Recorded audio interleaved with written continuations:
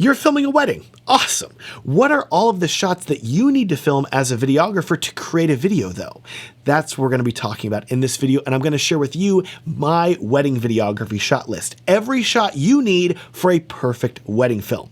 Hey, my name is Matt Johnson, by the way. I've been filming weddings for over 15 years, and I'm here to help you become a better filmmaker and video editor. And side note, by the way, if you want help booking your next wedding in 30 days or less, I'm going to link to my free wedding filmmaking workshop down in the video description that's going to show you how to do that. It's completely free to watch, so go check it out. Also, if you want to save a ton of time, I want you to know that I have this entire shot list we're about to talk about typed up in literal list form as a PDF for you to download completely for free in the video description. You can then save it to your phone for the wedding day or even print it out. Do people still print things anymore? I don't know. It's an option for you, okay? Oh, and this video is also sponsored by my friends at Bride&Groom Video. They would love to help you edit your wedding films, and I'll tell you more about them in a little while. Now, if you ask online for help with what shots you should get at a wedding, you're going to get a lot of replies from people saying that a wedding film is art. You can't put art in a box. You can't have a preset list of shots that you need. You need to let creativity take the wheel and not constrain yourself to some sort of shot list. But here's the simple truth.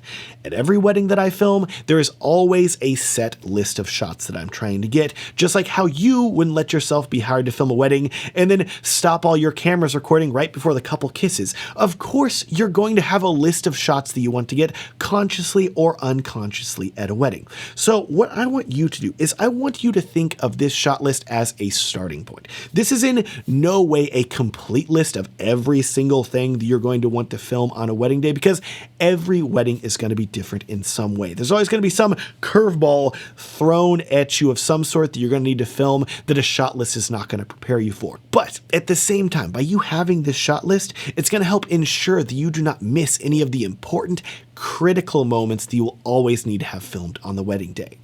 In other words, think of this shot list as the minimum that you're always going to want to try to film at a wedding, which will help guarantee that you're always able to make a good film. And then everything else that you film over the top of this shot list, creative shots, etc., is going to help elevate your wedding film even higher.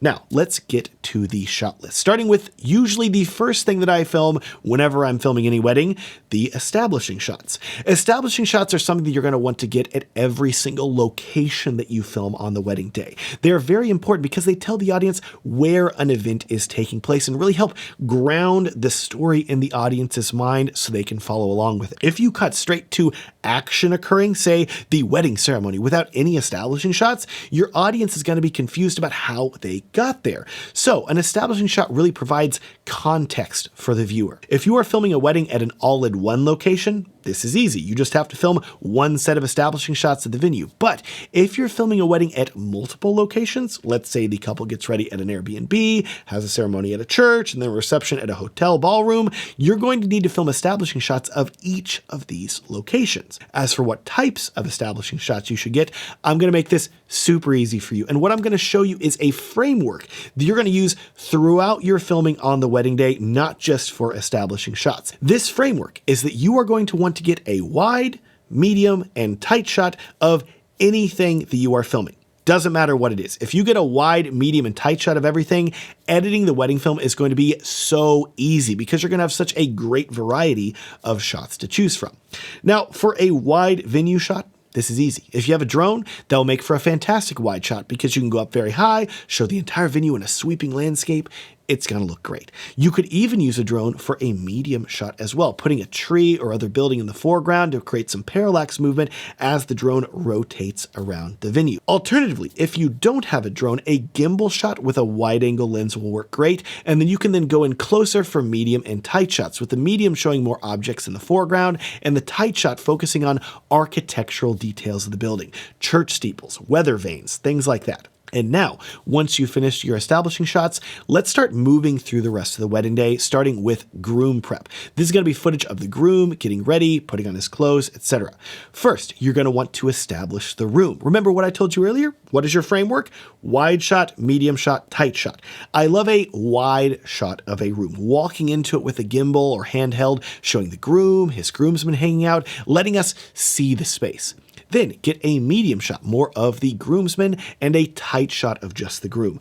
Way too often, I will watch wedding videos and have no clue who the groom or the bride is because the coverage is very scattershot, showing random people all throughout the room, cutting to random clips, and you need to show the couple early in your wedding video, and going right from establishing to the groom really helps with cementing the audience's mind, oh, that's the groom, that's the bride, that's who I need to be focusing on. Once you finish establishing, I would grab shots of the groom interacting with his groomsmen, talking, laughing, telling jokes. Think about the goal for the wedding. You want to show everyone having a good time, so capture moments of fun. After that, it's time for the groom to get dressed. I usually send him off, have him put on his pants and an undershirt in another room if he's wearing one. Then get a shot of him putting on his dress shirt by a window. A wide shot of him buttoning up this shirt, showing more of the room. A medium shot of just his hands. A tight shot of just his fingers and the buttons. Does he have cufflinks? Repeat that for the cufflinks. Should you film him putting on shoes? I don't always do that. Feet get kind of weird. But if the groom has unique dress shoes or boots, definitely get a shot of him putting them on. If the groom has a tie, this is a great opportunity to get that as well. You get bonus points if he's looking in a mirror and you film him through the mirror. You can get a lot of creative shots here. Then you get to one of my favorite shots, the groom putting on the jacket. Definitely get wide, medium, and tight shots of him putting it on, buttoning the top button, adjusting his sleeves under the jacket. You can get a lot of shots of this, and it's going to be very easy for you to use it in the wedding film. At this point, the groom is dressed, and you may think that you are done, but one of my absolute favorite shots to get of a groom or bride on the wedding day is what I call a moody, thoughtful shot. Put the groom by the window. Have him looking out the window. Have him look down a bit, have him look up, have him look directly at the camera. These are really introspective shots that to you when filming may feel a little weird. The groom may think it's really goofy, but whenever it comes time to edit the film, these are amazing inserts for dramatic and emotional moments in the video. Think about it. The groom is talking about the bride and his vows, and then you cut to a shot of him looking out the window, really introspective, and suddenly the implication is that the groom is thinking about the bride. And even if you have one of the goofiest, least serious grooms, you can lean on shots like this in the wedding film to make them seem more serious and emotional when you need to. Now, speaking of introspective moments, if you have the groom write a letter to the bride, now is a great opportunity to have him read it after he is dressed. If he doesn't want to read a letter, you could interview him, asking questions about his relationship, etc. This time after he is dressed is usually a great 5-minute window for you to be able to do that. And that's groom prep. Let's move on to shots that you want to get whenever you film the bride getting ready. Just like with the groom, you're going to want to first establish the room where the bride is getting ready. So get your wide, medium, and tight shots of that, making sure you get a shot of her that you can show early on in the footage to make sure the viewers know who the bride is. Then, just like with the groom, you're going to ideally want to have some footage of the bride interacting with her bridesmaid. And what is different about the bride getting ready, though, is that there are going to be multiple stations set up throughout the room. One for hair, one for makeup, and depending on where she is in the process, she may be at one of these stations or one of her bridesmaids definitely will be. Your job is to get shots of the bride as well as a bit of her bridesmaids getting this hair and makeup done. Here is where I have some rules for you too that I personally follow that I think will be very helpful to you as you film this process as well. Keeping in mind that you want to ideally show your couple at their absolute best. There are 3 things that I would recommend that you avoid filming because these are shots that you're never going to use, and most brides in my experience do not want you to use footage from these stages of the process. So I would avoid filming the bride and her bridesmaids getting hair extensions put in. Likewise, I would also avoid filming any fake eyelashes being applied. And lastly, I would avoid filming the makeup contouring process that the bride may be doing. In short, if you want to film your bride and bridesmaids looking their best, one of the best rules you can follow is to really only film the second half of hair and makeup. There are certain shots that will always look good. The hair getting sprayed with hairspray, lipstick being applied, a final bit of blush on the cheeks. These are all safe moments that will look fantastic on camera. Now, unlike the groom, who is basically done right after he puts his clothes on, with the bride, she has to put on her dress after her hair and makeup. But in this intermediate period where she's usually still in a robe and hasn't put on the dress, but still has her hair and makeup applied, this is a fantastic moment for you to step in and get those moody, thoughtful shots of her as well. Have her look out a window, look up, look down, look at your camera. These will all look great. Then, if she has written a letter or she wants to be interviewed, this is another great moment to do that because it's significantly easier to put a mic on a robe that a bride is wearing than on a wedding dress. To be clear though, it's not super difficult to mic a dress. I have a video about how to do it easily on my YouTube channel. I'll link to it in the corner and the description. Anyways, once it's time for the bride to put on her dress, she will usually clear the room. And the best way that I've found to film a bride putting on her dress is to get shots of the zipper going up the back of the dress. That is a great thing to film. And in addition, the bride's mother or maid of honor will be there to help as well. And they will usually be very excited in this moment. And that's definitely a shot that you want to get as well. Them beaming as they're watching her. It's really great. It's a really happy moment. Lastly, for shots of the bride, she's usually going to want to show her dress to her bridesmaids and surprise them. So you will want to get footage of not only her face as she shows the bridesmaids, but also their faces as they watch her in excitement. With that done, the bride and groom are now ready, and it's time to film something that most couples do these days, the first look. For the first look, the couple is usually going to be in a more private area where the wedding guests and friends can't interrupt them. The groom will stand facing away from the bride. She will walk up, he will turn around and see her for the first time on the wedding day. It's usually a very emotional moment. I've filmed so many grooms crying during their first look. It is great. There are also several shots that I always try to get when filming the first look, starting with the groom. Similar to those moody, thoughtful shots that we got earlier, footage of him staring out, contemplating the moment that he's about to see his bride makes for great wedding video material. By all means, film more shots of this, especially if he's crying. Then, you of course also need shots of the bride as well, and I prefer to film this on a gimbal, or I will walk alongside the bride as she's walking handheld, filming her from the side and from the front. But here's a tip that not many wedding videographers use, and that is that you do not need to frantically try to film as many angles as you can, as quickly as you can, as the bride quickly walks toward the groom. You can ask the bride to stop walking for a moment. Once I realized I could do that, and I could have footage of the bride walking, then ask her to stop for a moment so I could change positions and get another angle, that made filming first looks dramatically easier. Once the bride approaches the groom, here's what will help if you have someone helping you film, because you'll ideally want to have one camera on the groom's face and the other on the bride's face to get both of their reactions as they turn around. After that, let the couple linger for a few minutes without interrupting them. They may talk, they may cry. Capture these candid moments. They work great for the video. Now, before we get to the big enchilada of any wedding, the ceremony, let's take a quick second to talk about how you are going to edit this wedding film. If you are filming overwhelmed by editing, either because you're new or because you have too many weddings to edit, my friends at Bride&Groom Video would love to help you out. They help me edit literally all of my wedding films, YouTube videos, everything, and their editing skills are top tier. Plus, they are incredibly fast. Seriously, they offer a 2-week turnaround time for wedding films. You can literally send them an edit and have it finished just 14 days later, ready for you to send it to the couple. Imagine having no editing backlog because you have an editor that truly understands your style and can create the same quality of work as you. True story, I sent Bride and Groom my first wedding edit. Got distracted, suddenly I had an email in my inbox. Hey Matt, your edit is done. What? So soon? Yes, and it blew my mind how great this edit was.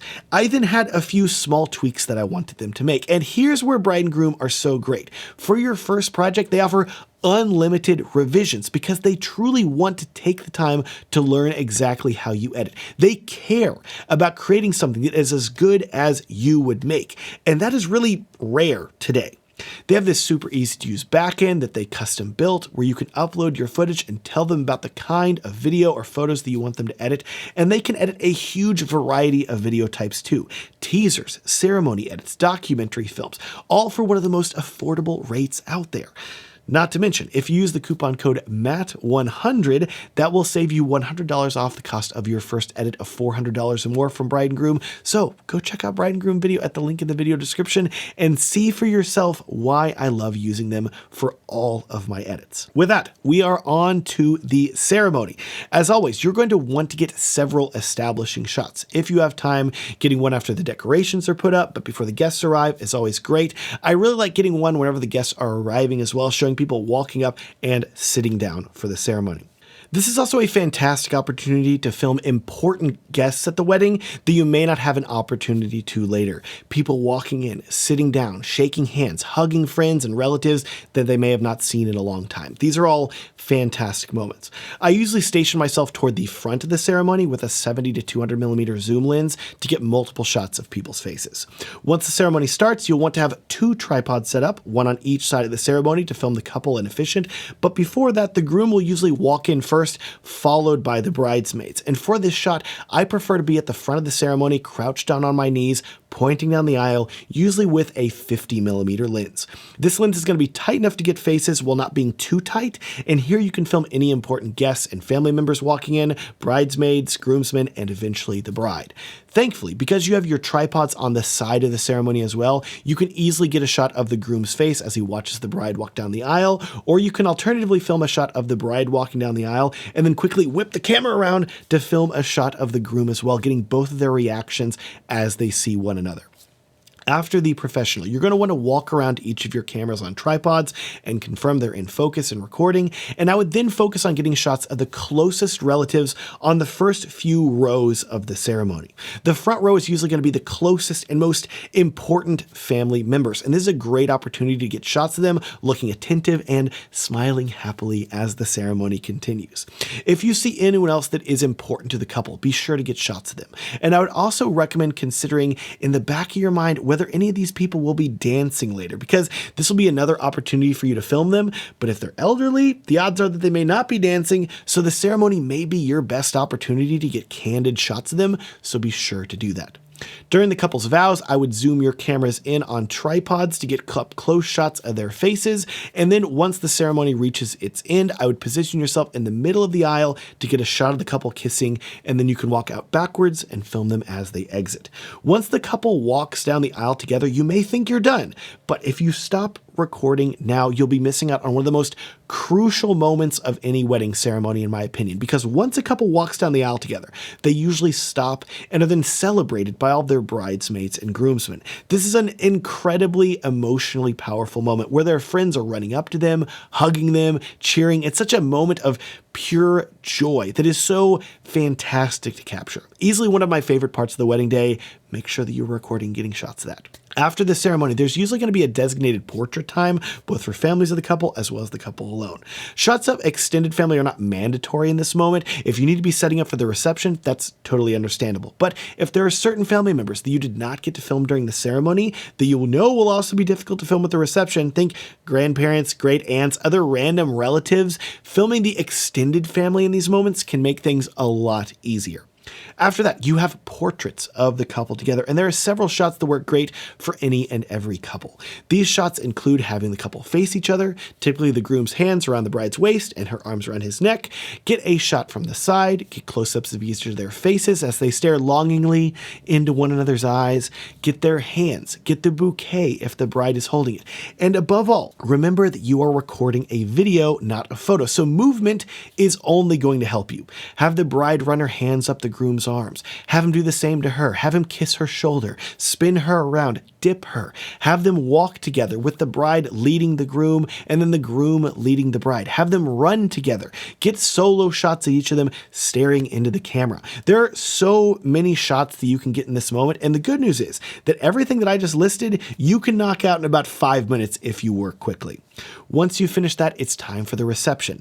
Yet again, start with establishing shots. If it's a new location, cover the building. Then, once inside, get as many of the details as you can in 5 minutes if you have time. A wide shot of the room empty, medium and tight shots of the centerpieces, any other little details and accessories the couple has thoughtfully put on the table. These shots are all going to be great to cut to and help show the vibe of the reception, so get as many shots of them as you can in a few minutes.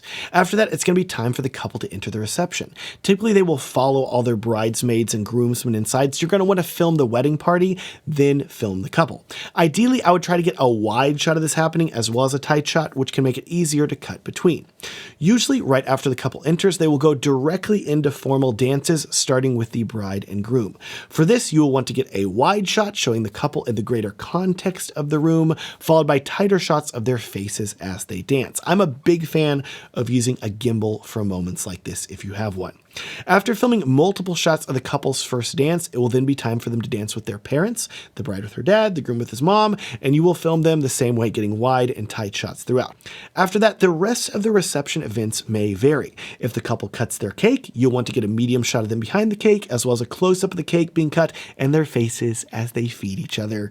If the couple does a bouquet and garter toss, I would recommend getting a wide shot as well as tight shots of their faces and a medium shot whenever they throw them. Some couples will do all of these things, others will skip them and go straight to what is often the longest portion of the reception, the open dance floor. And there are a ton of fantastic shots to get here. If they have a DJ, get a medium and tight shot of them. If they have a live band, get a wide shot showing the band in front of everyone, then medium shots of each band member, tight shots of their instruments. These will be great for high energy shots to cut to in the wedding video. Speaking of high energy, you also need to film the couple and the guests dancing. If the couple is on the dance floor, I would prioritize filming them dancing with their guests, but if they're not, I would keep an eye out for important guests that you noted during the ceremony. So anybody that was on the first 2 or 3 rows of the ceremony, or a bridesmaid or groomsman, if you see them dancing, it's a great idea to film them. For footage of anyone dancing, I prefer filming handheld and getting a mix of medium and tight shots, showing each of the couple's faces as they dance, keeping myself moving while also filming them moving, making for a lot of dramatic action and movement that will look great on camera. Once you film 20 to 30 seconds of one couple dancing, move on to the next couple and work your way in a circular motion around the dance floor until you have filmed every couple dancing. Once you've done that, keep an eye out for new couples to be entering the dance floor, as well as for any bigger moments to occur where maybe a circle opens up and everybody watches one person dance, etc. There's a lot of fun things that can happen, and medium and tight shots of all of it are the best way to capture it, in my opinion. With that, there is one final thing to cover, and that is the couple exiting the wedding reception. Sometimes they'll do sparklers, sometimes bubbles, glow sticks. There's a ton of options here. If you have time, I would recommend getting medium and tight shots of all the guests lined up, close-ups of the sparklers or bubbles, and then for the couple exiting, I'm a big fan of a medium shot either in front of them or behind them as they exit. Wrap it all up with a wide shot of the couple's car driving off into the sunset, and that is your shot list for an entire wedding day. Remember, you can download this shot list completely for free down in the video description, save it to your phone, and then be able to reference it throughout the wedding day to make sure that you've covered everything. I promise you that if you get all the shots on this list, it's going to make it easy for you to make an absolutely phenomenal looking wedding film that you and your couple will be so happy with. Please like this video if you enjoyed it, subscribe if you loved it. Thanks so much for watching, and have a great day.